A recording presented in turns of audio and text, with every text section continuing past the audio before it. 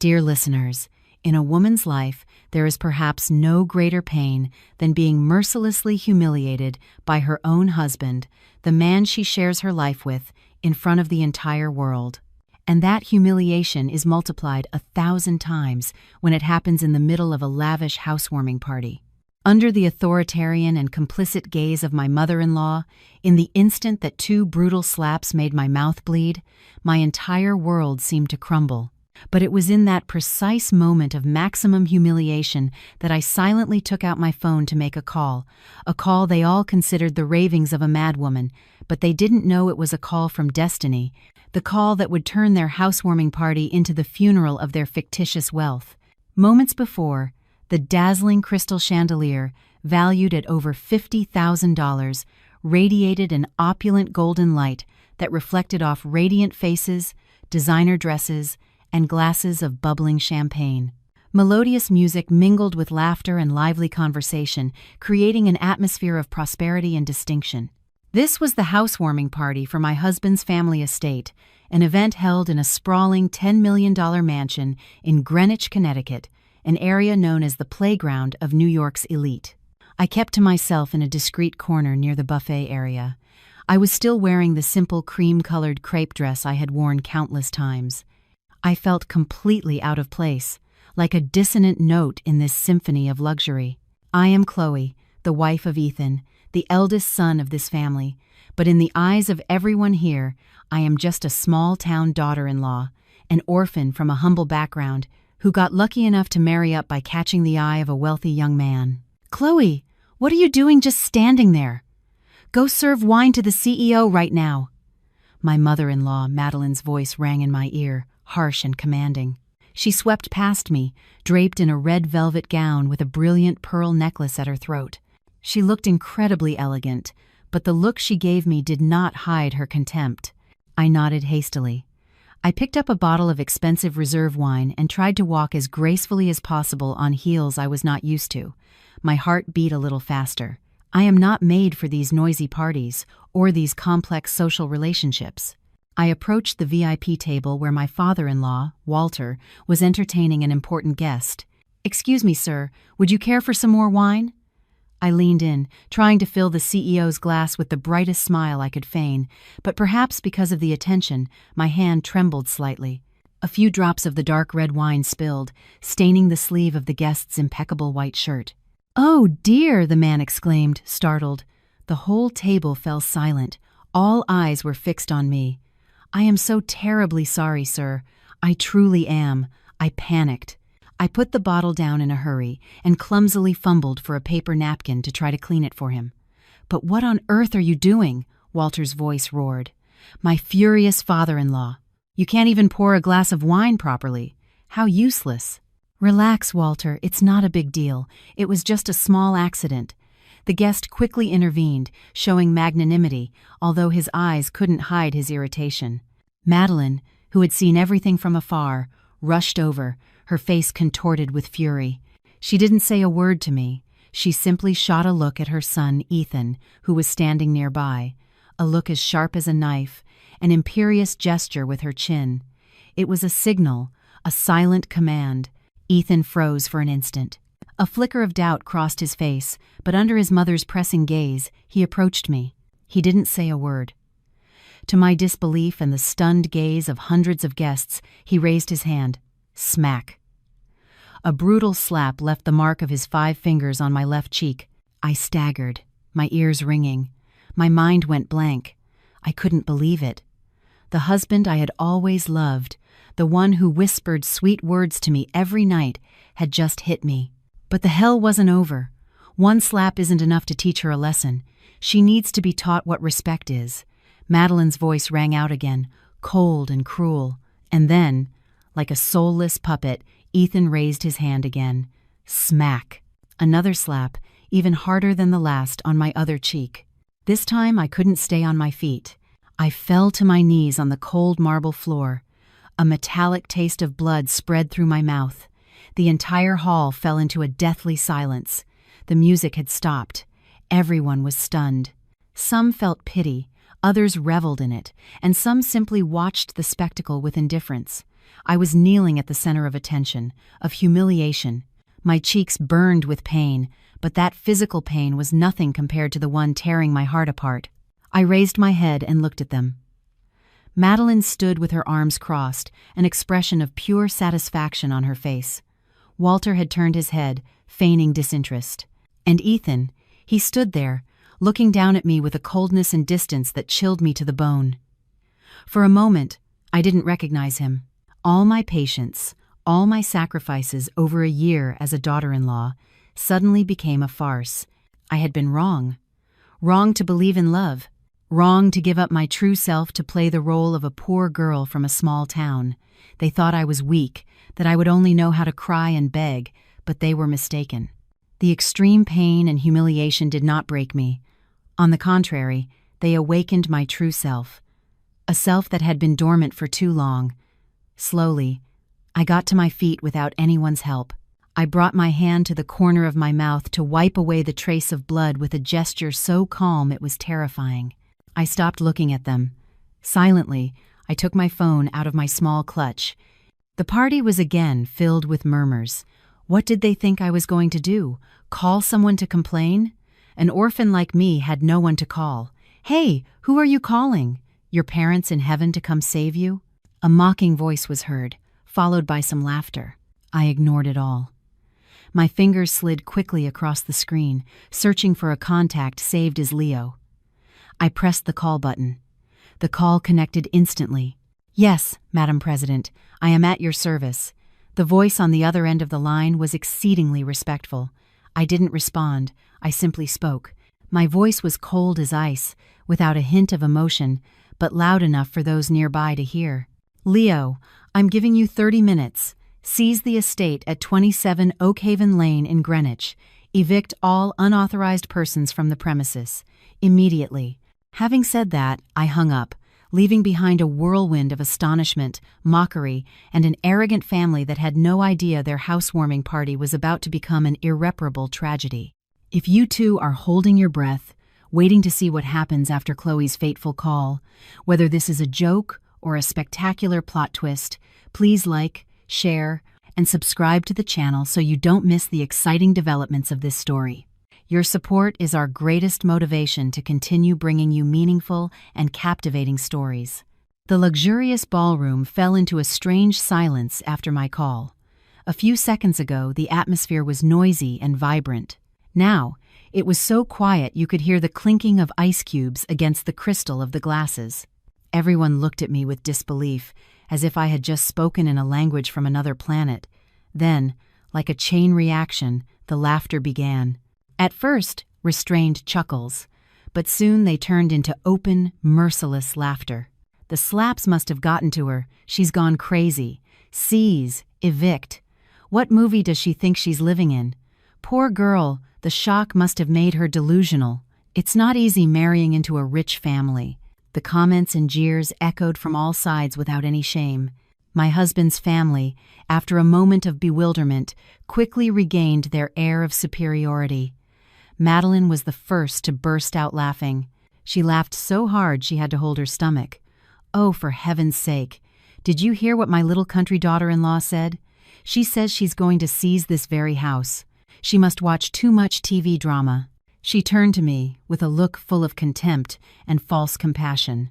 Chloe, dear, are you all right? Do you want me to call a psychiatrist to see you? A couple of slaps have driven you mad. Ethan, my husband, after the initial shock, quickly joined his mother. He approached me. His face no longer showed the cruelty from before, but a feigned concern.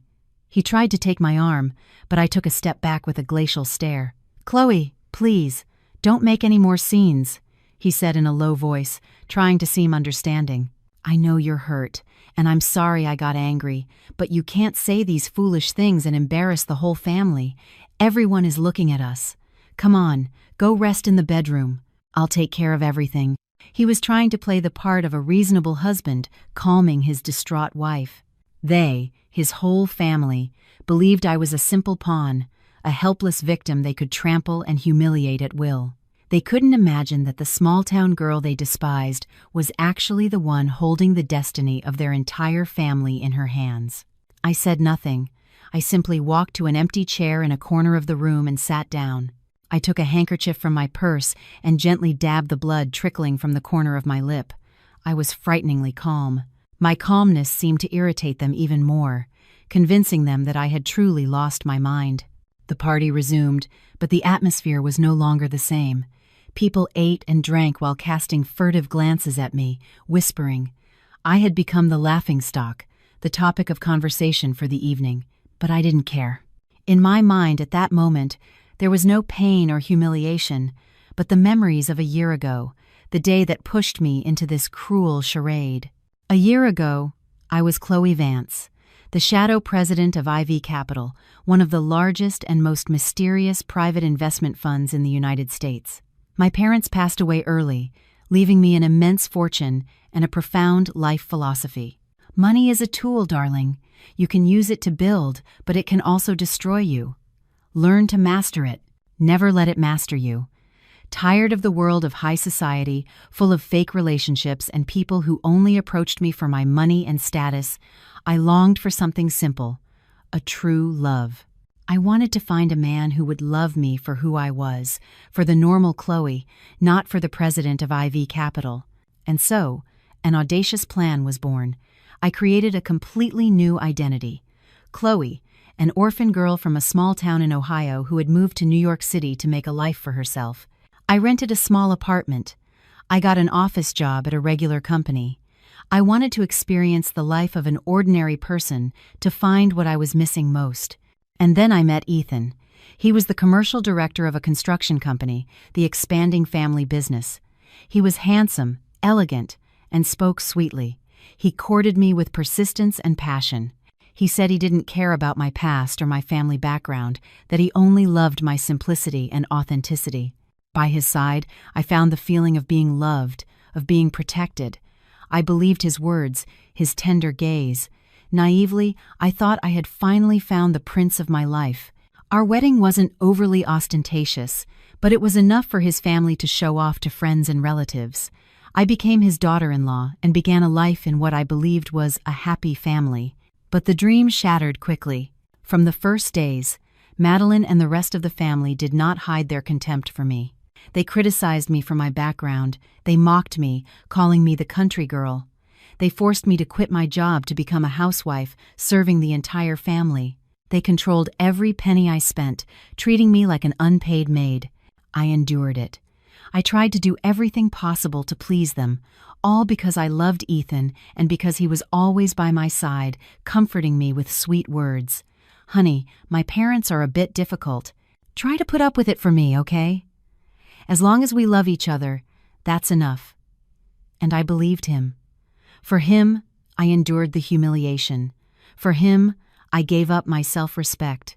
I had no idea that all his love, this whole marriage, was just part of a larger plan, a plan calculated down to the smallest detail.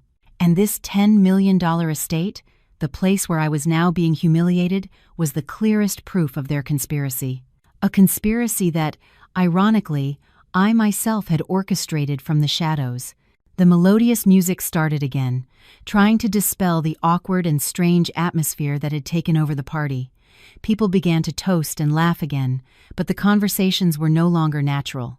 From time to time, curious and compassionate glances were directed towards me, the one sitting alone in a dark corner like a wounded animal awaiting its fate.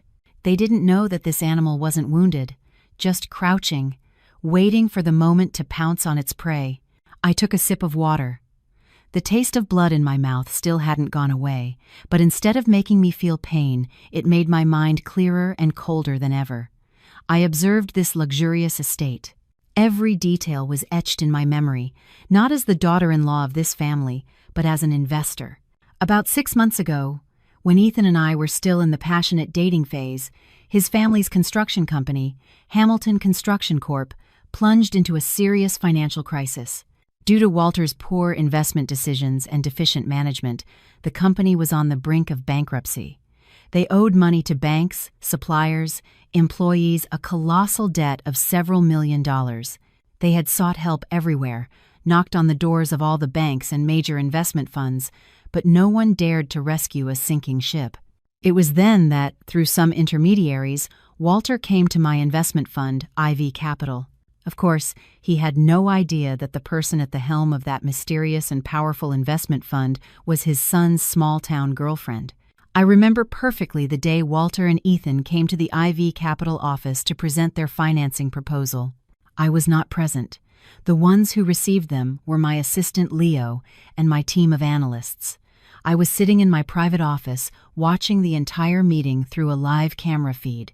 I saw Walter's anxious and pleading expression.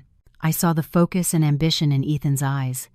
They presented a promising business plan, potential real estate projects, attractive profit figures, but my team, with the eyes of professional investors, quickly spotted the gaps, the risks, and the lack of transparency in their accounting. "Madam President, this project is too risky," Leo informed me after the meeting. "Their management capability is weak, cash flow is unstable, and the probability of recovering the investment is very low. Following the rules, we should reject it." I was silent for a long time. Rationally, Leo was absolutely right. Any investor would have immediately dismissed that file. But emotionally, it was the company of the family of the man I loved.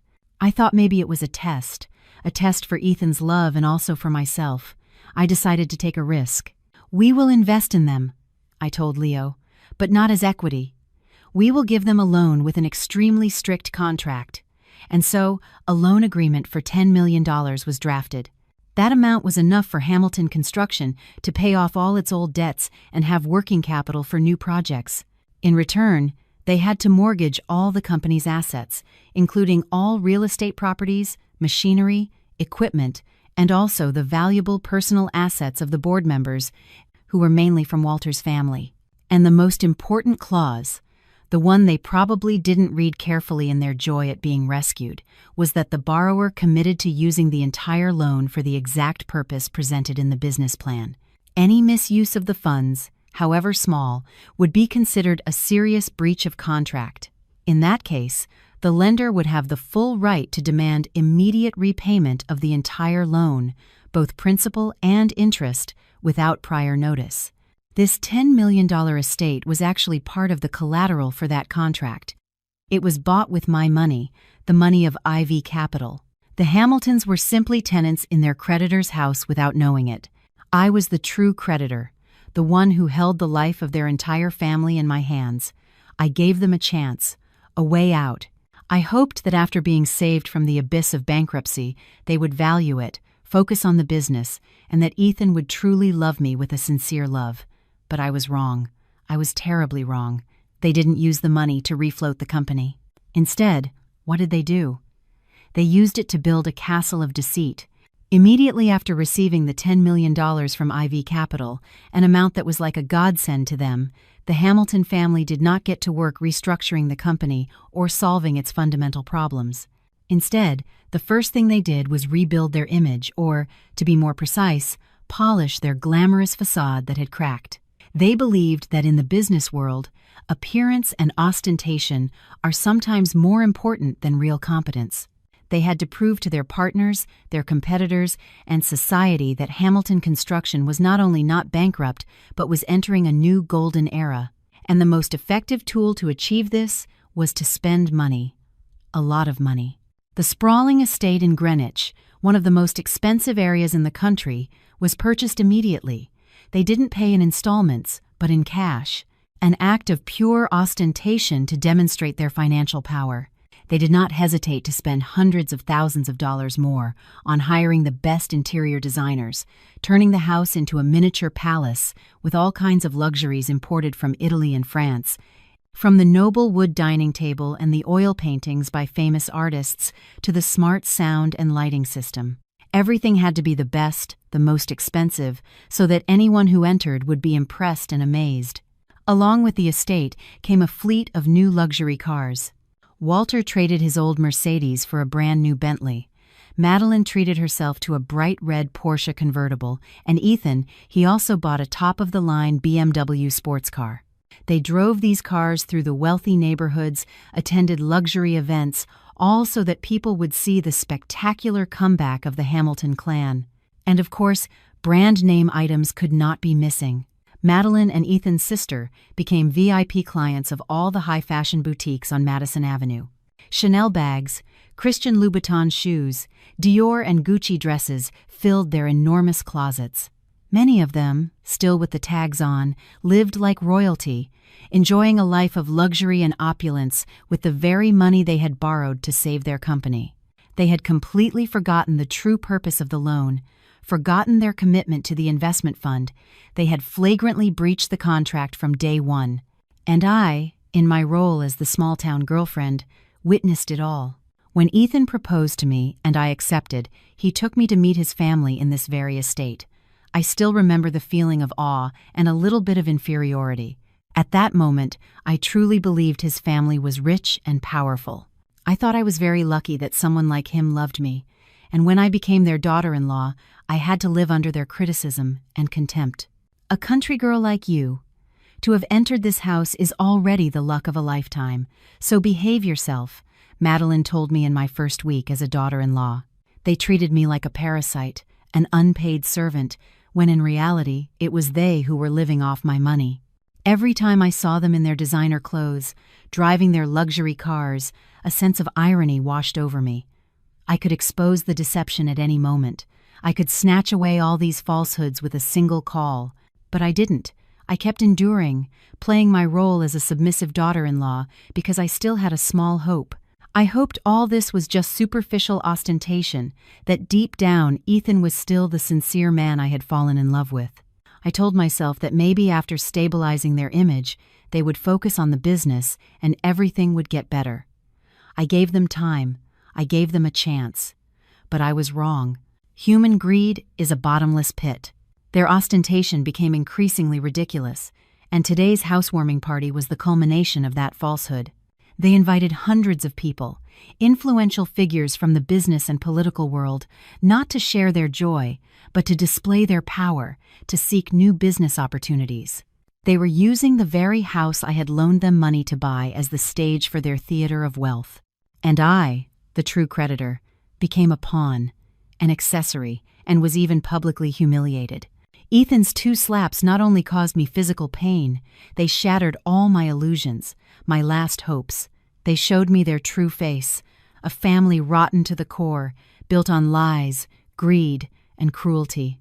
It was time for this play to end, and I would be the one to bring down the curtain so everyone could see the raw, shameful truth behind the dazzling stage. 30 minutes. I gave them 30 minutes to continue enjoying their false wealth. The last 30 minutes of the play they had worked so hard to stage. During that time, I remained seated in my corner, silent as a shadow. The swelling on my cheek was beginning to show, throbbing with pain, but I no longer felt anything. My full attention was on my wristwatch. The second hand moved forward, tick-tock, constant and cold, like the steps of death approaching. The party continued, but the atmosphere was no longer the same. After my family scene, people seemed a bit self-conscious. They kept laughing and toasting, but the curious glances and whispers did not cease to be directed towards me. I had become a stain, an unpleasant black spot on the perfect picture the Hamilton family was trying to paint. Madeline, after gloating over having disciplined her impertinent daughter-in-law, put her mask of a gracious hostess back on. She strolled among the tables on Walter's arm, smiling and chatting with important guests, as if nothing had happened. Ethan also quickly forgot his act of violence and returned to his role as the elegant young heir, the successful and talented commercial director. He moved through the room socializing, exchanging business cards, discussing future projects. They acted too well, they were too professional. Watching them, no one could have guessed that in just a few minutes all this glamour would vanish like smoke. 15 minutes passed. I looked out the window. The New York skyline was still brilliant, but I knew that somewhere in the city, an order had been given. My assistant Leo, famous for his precision and efficiency, was surely mobilizing his team, preparing for an unexpected visit. 25 minutes. I stood up. My action immediately attracted the attention of some people. I didn't head for the door or my room. I walked directly to the center of the hall, where there was a microphone on a lectern. I took it. A soft hello from me echoed through the speakers, enough to make the entire noisy hall fall silent. All eyes turned to me once more. Ethan and his family also turned, looking at me with surprise and irritation. What the hell is she going to do now? I could read in Madeline's eyes. I scanned the room with my gaze, observing the unknown faces, the people who had witnessed my humiliation. Then, my gaze rested on my husband's family. I looked directly into Ethan's eyes. "Ladies and gentlemen," I began. My voice no longer trembled with fear, but was clear, firm, and full of authority, a voice I didn't even know I possessed. "I am Chloe, the daughter-in-law of the Hamilton family. First of all, I apologize for interrupting your lovely party, but I believe there are some truths that need to be clarified here and now." "Chloe, what the hell are you doing? Get down from there right now," Ethan roared, his face red with anger and embarrassment. He tried to come up to pull me down, but I raised a hand to stop him. "Don't be in such a hurry. Your play and your family's play has lasted for a year. Now let me say the ending." I turned to the guests. "You find yourselves in a very luxurious estate, don't you? You are probably amazed by the wealth and success of the Hamilton family. But do you know something? All of this, from the house, the luxury cars, to the wine you are drinking, is all borrowed." The hall filled with murmurs. "Liar! Are you insane?" Madeline shouted, but I didn't give her a chance to continue. "And the creditor, the person who generously lent them $10 million to build this castle of falsehood, is none other than myself." If my previous sentence had caused murmurs, this one prompted a deathly silence. People looked at me, then at the Hamilton family, completely confused. "What are you saying?" Walter, who had remained silent until now, finally spoke, his voice trembling. Just at that moment, the main door of the hall burst open. Everyone turned in unison, and the scene they witnessed left them all horrified. A group of men in impeccable black suits, looking extremely professional and with an overwhelming air, entered in a line. They moved quickly and with organization, like a special operations team on a mission. At the head was Leo, my trusted assistant. He wore a perfectly tailored Italian suit. His face was cold, expressionless. Behind him, a team of a dozen people, including lawyers, asset appraisers, and tall security personnel. Their sudden appearance, with such an aura of power, completely froze the party. The music stopped, the laughter ceased, only gasps of astonishment and an atmosphere of extreme tension remained. The guests, businessmen, and officials accustomed to luxury were now stunned, looking at each other, not understanding what was happening. "Excuse me, who are you people? Who allowed you to enter here like this?" Walter, as the host, tried to regain his authority and stood in their way, but Leo didn't even stop, didn't even glance at him. He walked directly towards me, still at the lectern, and gave a 90-degree bow, a gesture of absolute respect. "Madam President, I have arrived. Everything is ready according to your orders." "Madam President." Those two words, spoken by a man with Leo's bearing, were like an atomic bomb exploding in the middle of the hall. All the gazes that went from astonishment to total confusion turned back to me. They began to look at me differently. The small-town girl in the simple crepe dress, the one who had just been slapped and knocked to the ground. Impossible! It couldn't be so absurd. The Hamilton family, and especially Ethan, were the most shocked. He was petrified, his eyes wide, fixed on me and Leo. He couldn't believe that his wife, whom he had always looked down on, was the president. President of what? "Very well," I nodded to Leo. Then I took the microphone. My voice became colder and more authoritative than ever. "You are all probably very confused. Allow me to introduce myself again. I am Chloe, or to be more precise, Chloe Vance, President of the Board of Directors of the investment fund IV Capital, 2 Vor Capital. The name might be unknown to ordinary people, but for the entrepreneurs and financiers present, it was a name that could not be ignored, a shark of an investment fund, famous for its bold acquisitions and for a mysterious leader who had never shown herself in public. Now, that mysterious leader was in front of them, under an unimaginable identity. "You're lying," Ethan finally stammered, his voice trembling with disbelief. "It can't be. You're just an orphan from a small town." "Right?" I interrupted him with a mocking smile on my lips. That was the play I staged to search for something called true love, but unfortunately, I failed. Instead of love, I only found a family of swindlers, greedy and abusive. I turned to Leo, not wanting to waste any more time. Leo, begin. Leo nodded and signaled his team. The lawyers began to disperse, politely but firmly inviting the guests to leave. Ladies and gentlemen, the party is over. Due to certain legal matters that need to be resolved, we regret to have to ask you to leave the premises immediately. We appreciate your understanding and apologize for the inconvenience. The guests, though very curious, seeing the professional and determined attitude of the legal team and the security personnel blocking the exit, did not dare to stay. They left hastily, still whispering about the scandal of the century they had just witnessed. Meanwhile, Leo, with a thick file in his hand, went directly to Walter, who was still paralyzed by shock. Mr. Walter Hamilton, representing Hamilton Construction Corp. Leo's voice was icy. I am the legal representative of the IV Capital Investment Fund. According to Article 7, Section 3, of Loan Agreement Number 2023 IVCS, the borrower has seriously breached the commitment on the use of funds for the intended purpose. The entirety of the $10 million was not used to restructure the company, but for the purchase of personal assets and for expenses not contemplated in the approved business plan. In accordance with Article 9, Section 1 of the contract, in the event of a serious breach by the borrower, the lender has the full right to unilaterally terminate the contract and demand immediate repayment of the entire debt, including principal and default interest. We are here today to officially execute the debt collection decision. All assets mortgaged in the contract, including this estate, all vehicles, and other assets in the name of the company and in your name, your wife's, and your son's, will be seized and auctioned to settle the debt. Every word from Leo was like a death sentence. Walter's face went from white to ashen. He staggered, clutched his chest, struggling to breathe. No, it can't be. You are swindlers. Dad, Ethan shouted, running to support his father. Madeline stood like a statue, her mouth agape, unable to utter a word. Her empire of lies, her house of cards, was collapsing before her eyes, quickly and irreversibly. The collapse of an empire, even a false one, is always accompanied by chaos and desperate cries.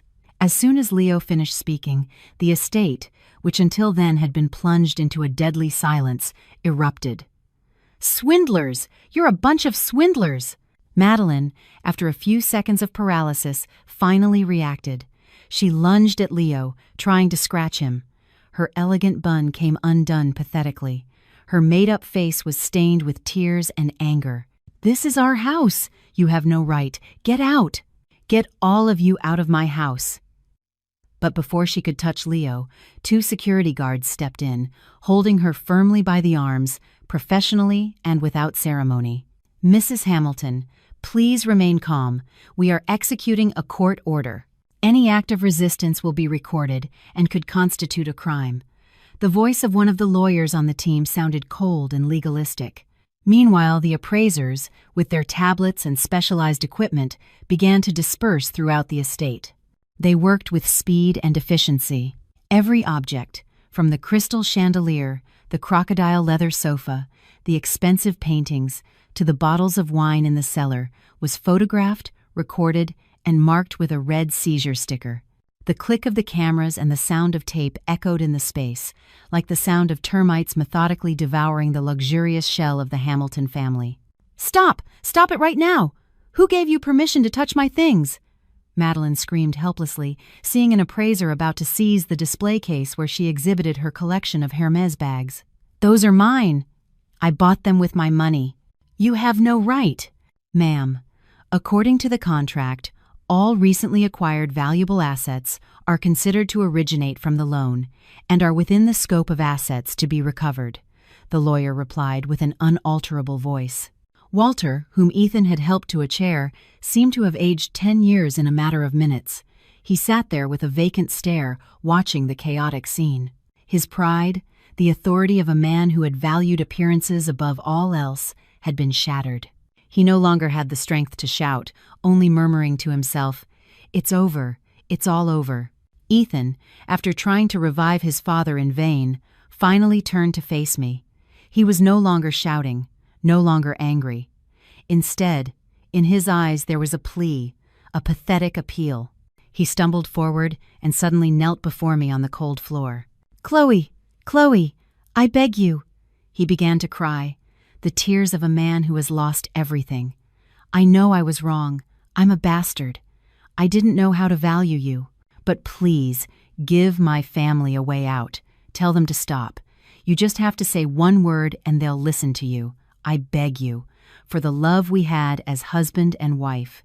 Love as husband and wife. I looked at the man kneeling at my feet, his face covered in tears and snot. Just an hour ago, he himself had slapped me until I bled. Just an hour ago, he looked down on me with the arrogance of a superior delivering a punishment. And now he was talking about love as husband and wife. How ridiculous. I said nothing, just looked at him with eyes as cold as ice, without a hint of emotion. I felt no pity, no satisfaction, only an infinite disgust.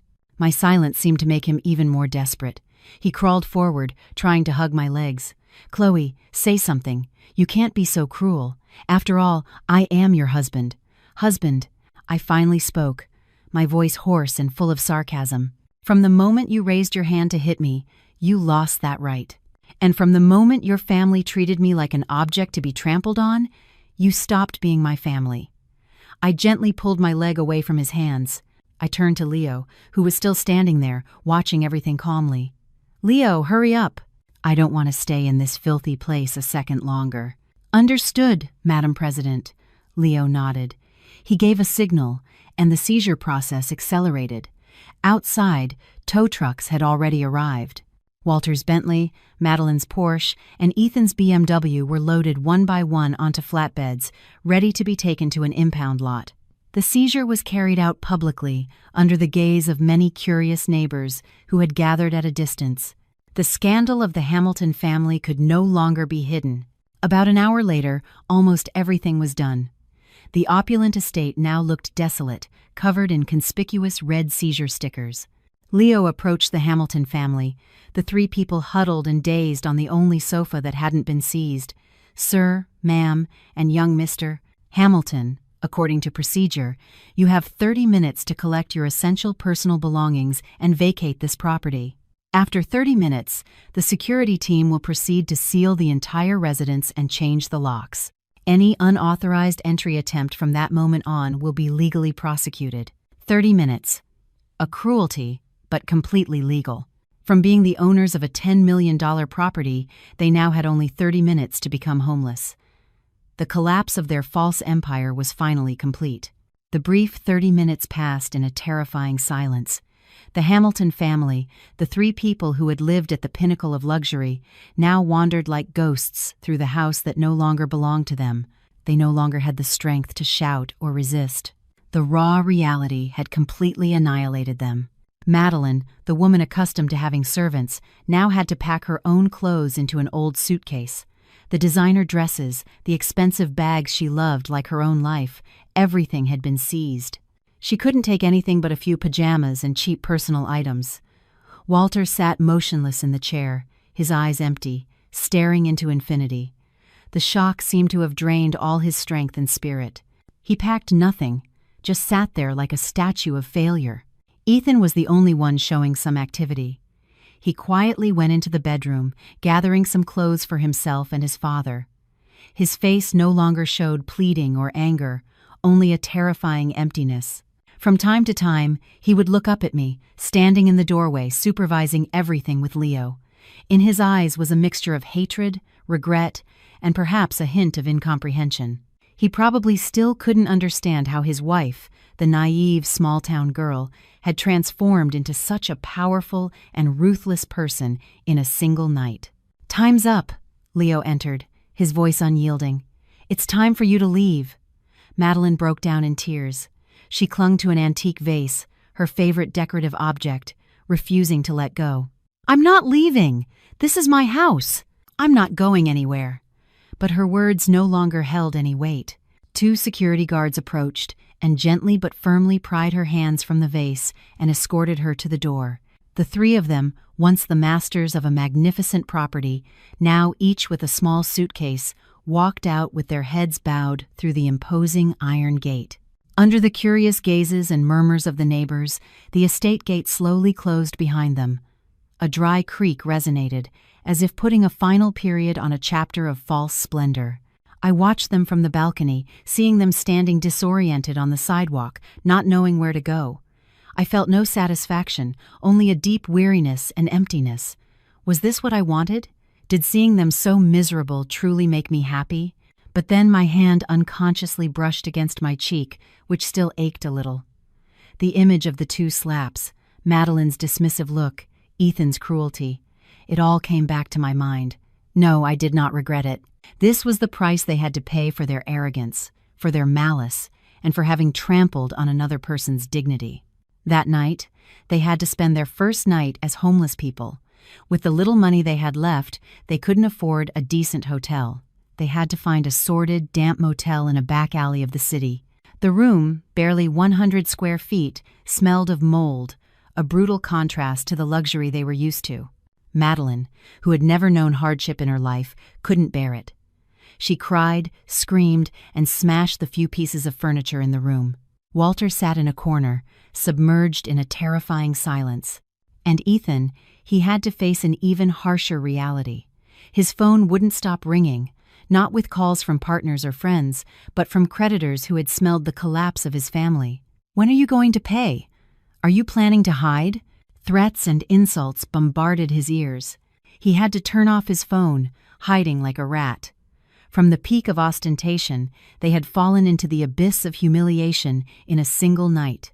The string of days facing the raw, hard reality was just beginning. And I knew that in the long, sleepless nights that awaited them, amidst the panic and desperation, they would surely do one thing: find out at all costs what Ivy Capital was and who the woman named Chloe Vance really was. The following days were an endless nightmare for the Hamilton family. They had not yet recovered from the shock of being evicted from their own home when they had to face an even more terrible storm: the persecution of creditors and the total collapse of their reputation.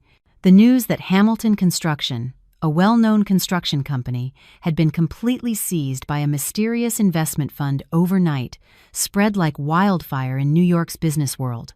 The tabloids jumped in, weaving all sorts of scandalous stories. Photos of Walter, Madeline, and Ethan dragging their suitcases out of the estate were captured by paparazzi and published widely on social media. The Hamilton clan, from being a symbol of wealth, became everyone's laughingstock. Their business partners, those who once flattered them, now turned their backs on them en masse.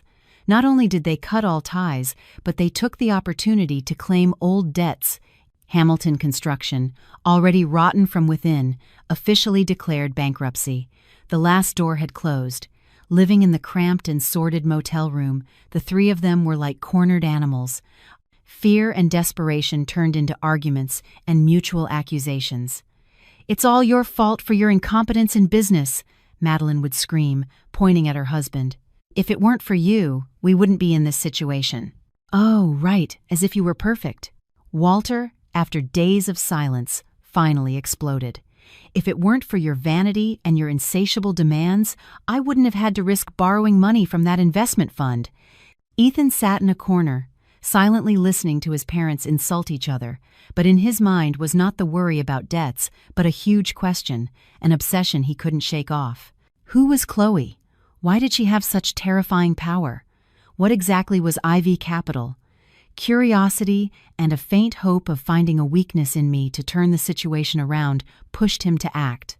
He began to use the few contacts he had left, old friends from the business world, to investigate. At first, all the information was vague. Ivy Capital was too big and mysterious a name. No one knew its organizational structure or its true leader. All transactions were conducted through law firms and high-level representatives. But Ethan did not give up. He followed the trail of the loan agreement itself to the law firm that represented Ivy Capital.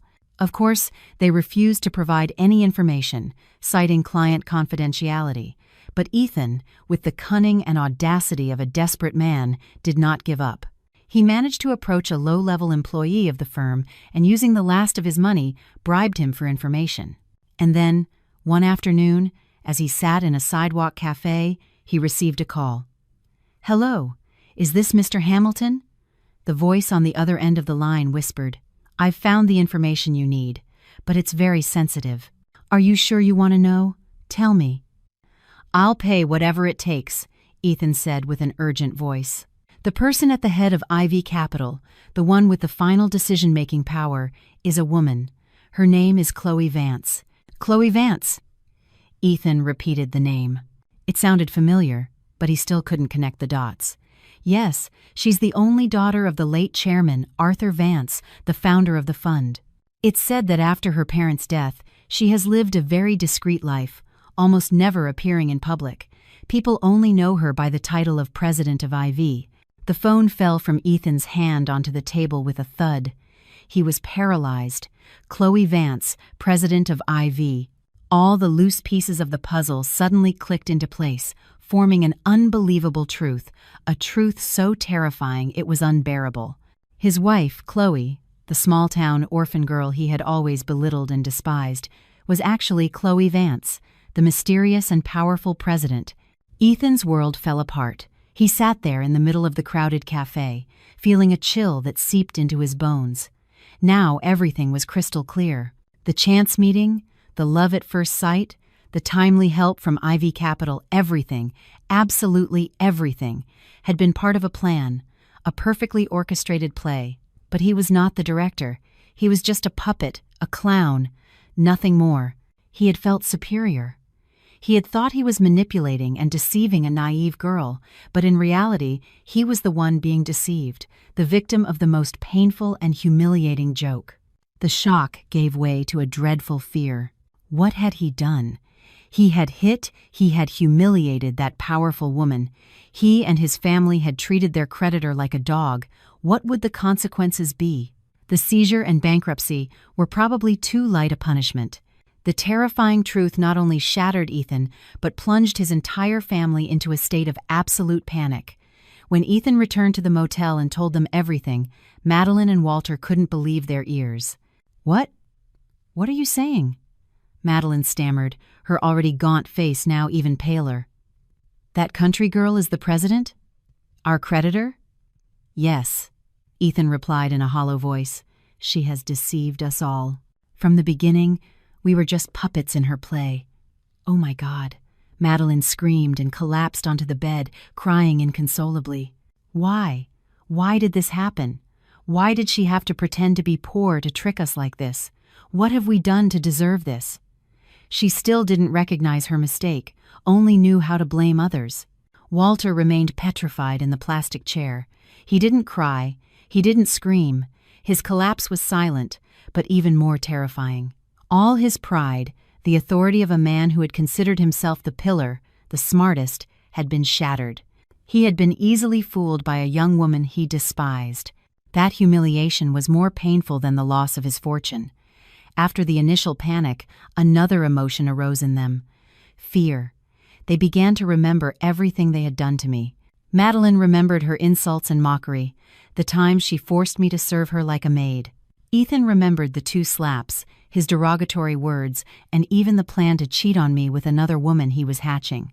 They knew that what had happened, the seizure, was just the beginning. The revenge of a powerful and wounded woman would surely be much more terrible. And so they decided to act, not to confront, but to beg. They no longer had any position to fight. Their only hope now was my forgiveness, my compassion. The next morning, Ethan went to the headquarters of IV Capital. He no longer had his elegant appearance. He wore old clothes, his face gaunt, unshaven, looking pathetic. He stood in front of the skyscraper's entrance, trying to request a meeting with President Chloe Vance. Of course, the security team stopped him at the entrance. "Excuse me, sir. Do you have an appointment? I am the president's husband. Please, let me see her."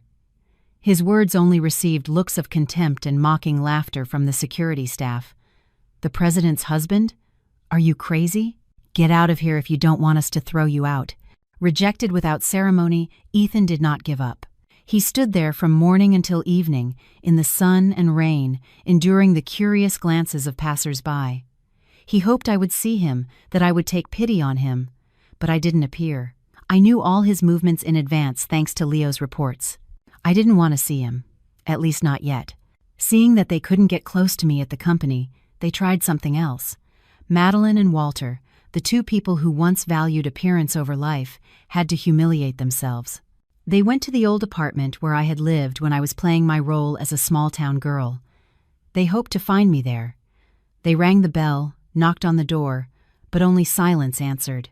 They asked the neighbors, those who used to see me come and go alone, "Miss Chloe? We haven't seen her in a long time. We heard she moved somewhere else." All their efforts were in vain. It seemed I had disappeared from their lives, but my shadow, my power, loomed over every second of their existence. Finally, almost desperate, Ethan made one last attempt. He found my personal phone number, one I rarely used. He called me not once, but dozens of times. I didn't answer. Then he started sending text messages, long, pleading messages, full of regret. "Chloe, it's me.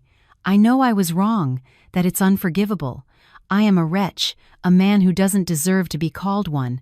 My mother manipulated me, greed blinded me. Those 2 slaps haunt me every night. I beg you, give me a chance to redeem myself. I don't want money. I don't want anything. I just want you. I've realized that I truly love you. Chloe, please, let's meet one last time." Those words, if they had been for the Chloe of a week ago, might have softened me. But the Chloe of now, after knowing the whole truth, only found them ridiculous. Love. He still had the nerve to talk about love. But then an idea crossed my mind. Meeting him one last time was perhaps the right thing to do. Not to forgive, but to put a clear end to it, to unmask his final lies. I replied with a short message. "Tomorrow at 10 at the usual cafe, where you first declared your love for me." I wanted to see, in the same place where the lies began, how he would continue to play his farce. The small cafe tucked away in a quiet alley of the Upper East Side, the place I had chosen for our final meeting, felt strangely suffocating and tense. The morning light filtered through the large window, illuminating the dust motes floating in the air, but it failed to warm the coldness that enveloped our table, a coldness that emanated from the silence, from the naked truth, and from a heart that had turned completely to stone. Ethan sat across from me, motionless like an enchanted statue. His handsome and charming face, which had once captivated me, was now as pale as wax.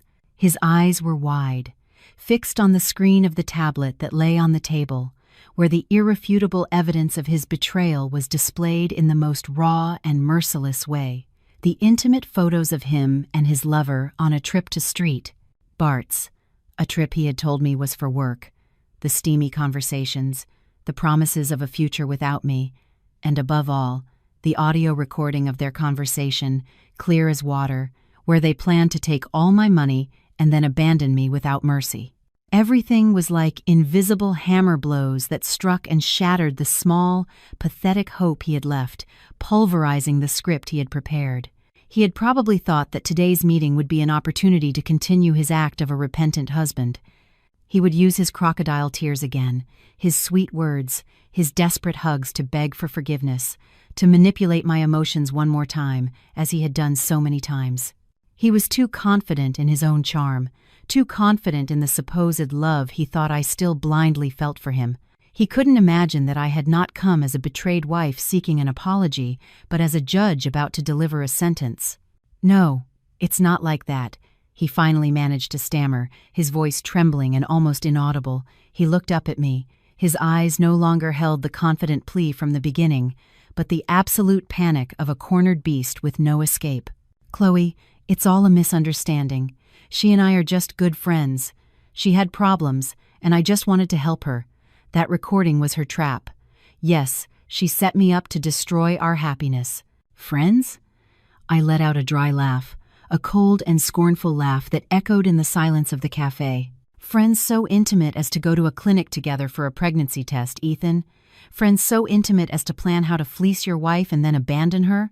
Do you take me for a fool? Or do you think everyone is stupid enough to believe that cheap excuse?" I no longer called him by any affectionate name. He didn't deserve it. "How long are you going to keep up this charade?" I continued, my voice icy. "Who do you love? Me or her?" "No, let me rephrase the question. Do you love anyone in this life, or do you actually love no one but money and yourself?" Ethan was speechless, unable to find a more plausible excuse. All his masks had been torn off. His facade of a loving husband, of a pitiable man pushed by circumstances, had all been shattered. Now, in front of me, there was only a professional emotional con man, a human being whose greed and selfishness were etched into his DNA. He buried his head on the table. His shoulders shook. It was unclear whether from fear or humiliation. His play, an elaborately constructed play over a whole year, had finally reached a pathetic end. But his punishment was not over. It had just begun. "All this evidence," I said, my voice now firm and cold as a death sentence, "will be sent by my lawyer directly to the court with the divorce petition. Not only will you leave with empty hands, but with what you have planned, you could also face charges for fraud and embezzlement." "But that's not all, Ethan." I stood up. The chair screeched as it was pushed back, a dry sound that broke the silence. I looked at the broken man at my feet, the one I had once loved with all my heart, and who was now just a pathetic and despicable figure. "You've probably forgotten something important," I continued, my voice laced with irony. "You and your family live in a very nice estate, right? You drive very luxurious cars, don't you? But have you ever wondered where all that money came from? Did you ever wonder why a company on the brink of bankruptcy like Hamilton Construction was able to get such a large loan?" Ethan lifted his head abruptly, his gaze confused, not understanding where I was going with this. "As the largest creditor of Hamilton Construction Corp., the one who owns all the mortgaged assets of the company and your family through Ivy Capital, I am pleased to announce a new decision." I deliberately emphasized each word so he could hear them, so he would understand how stupid he had been to play with fire. "I will not limit myself to executing the debt. I will exercise my right as a creditor and take full control of the company. And the first thing I will do as the new president will be to issue the dismissal order for the commercial director, Ethan Hamilton. Congratulations. As of tomorrow, you are officially unemployed." My last statement was like the final blow of a sledgehammer, not just against his assets, but against his career, against the last vestige of his pride, the only lifeline he thought he could cling to. He stood there, paralyzed, his eyes vacant. He had lost everything: wife, lover, an unborn child, money, house, and now his job. I turned around without looking back, walking coldly out of the cafe. I didn't want to see his miserable state, not for a second more. The sky outside was still clear, the sun was shining, but I knew that a terrible storm was about to break over the life of Ethan and his family, a storm they themselves had created, and I was simply the one who decided when it would arrive. My words in the cafe were not an empty threat. They were a detailed, cold, and calculated plan of action. That same afternoon, I convened an emergency meeting with the legal and financial team of Ivy Capital. The order was clear and immediate. The next morning, while Walter and Ethan were still in shock, a team of experts from Ivy, led by Leo and the best lawyers, showed up at the headquarters of Hamilton Construction. They did not arrive as clients or partners, but as the new owners. With irrefutable legal documents, from the loan agreement and the mortgage to the papers proving the right to take full control of the assets due to breach of contract, they executed a peaceful but unstoppable coup. The entire old board of directors, including Walter and his cronies, was immediately dismissed. All accounting books and computer data were seized for a thorough audit of their fraudulent practices. The first decision of the new management was to terminate the contract of the commercial director, Ethan Hamilton, for incompetence and non-transparent behavior that seriously damaged the company's interests. The termination letter was sent directly to his motel, along with a box for him to collect his few belongings from the office. The shock of losing his career, added to the public humiliation when the evidence of his infidelity and fraud was presented in court, shattered him. His lover, upon learning that he was no longer a wealthy heir, disappeared without a trace, taking with her the pregnancy that Ethan had considered his ace in the hole. He was abandoned in the same way he planned to abandon me. He reaped what he sowed. He lost everything: wife, lover, child, career, fortune, and honor. All that was left were gambling debts and a dark future. The divorce trial was a mere formality. With all the evidence, the court ruled in my favor. Our marriage officially ended. I obtained the divorce without having to divide any assets, as most were mine before the marriage, and the rest he himself had destroyed.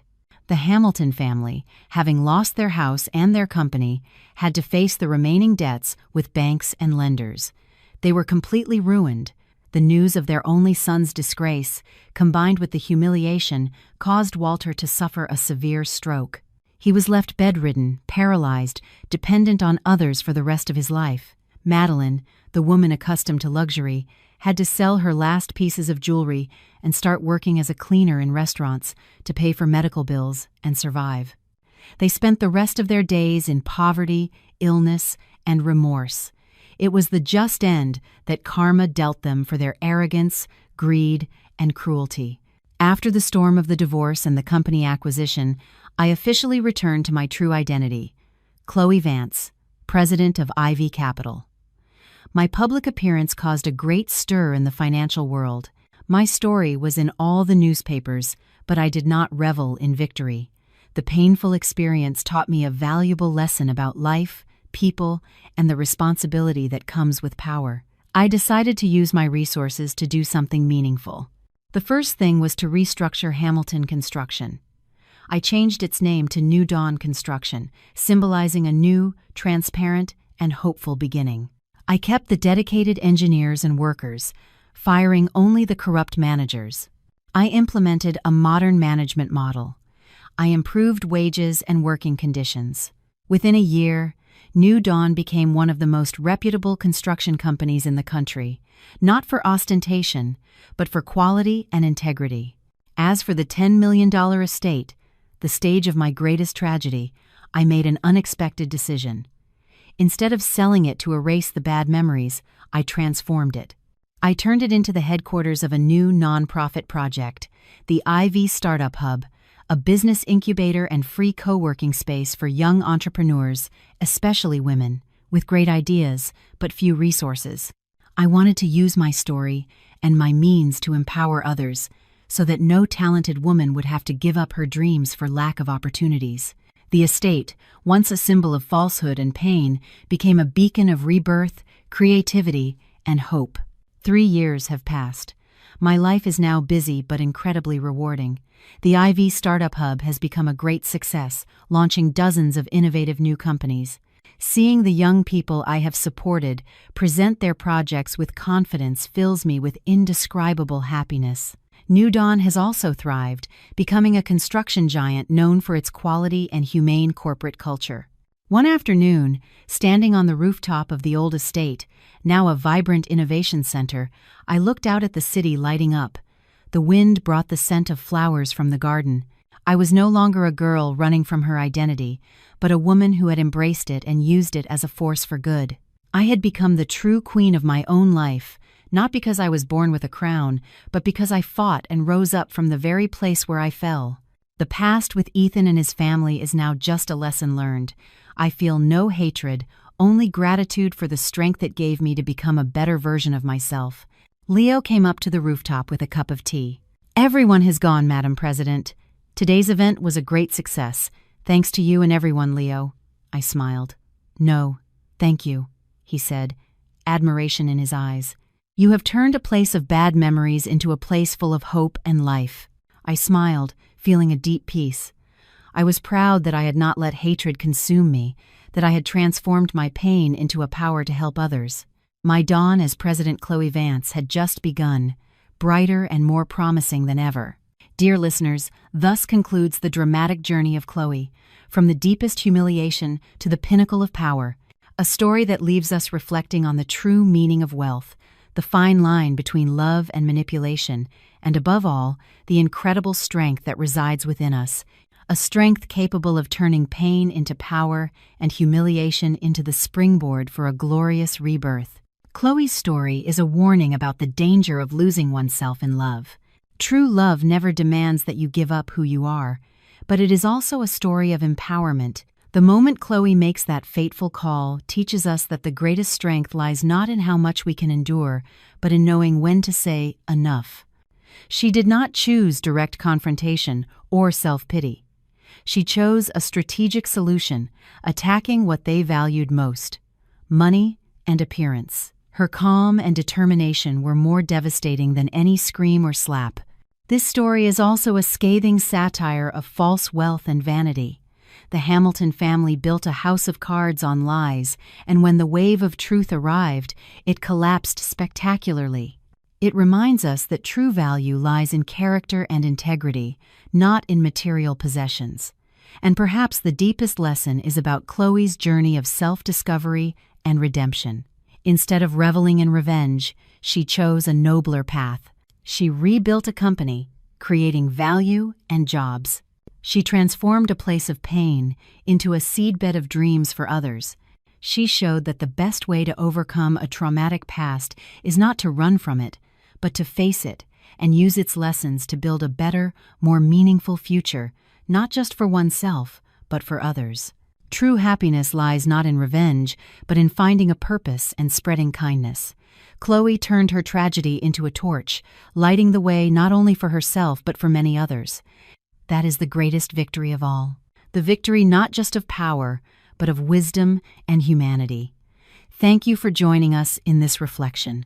If this story has moved you, please do not hesitate to like, share, and subscribe so you don't miss future narratives. Your support is our greatest motivation. Until next time.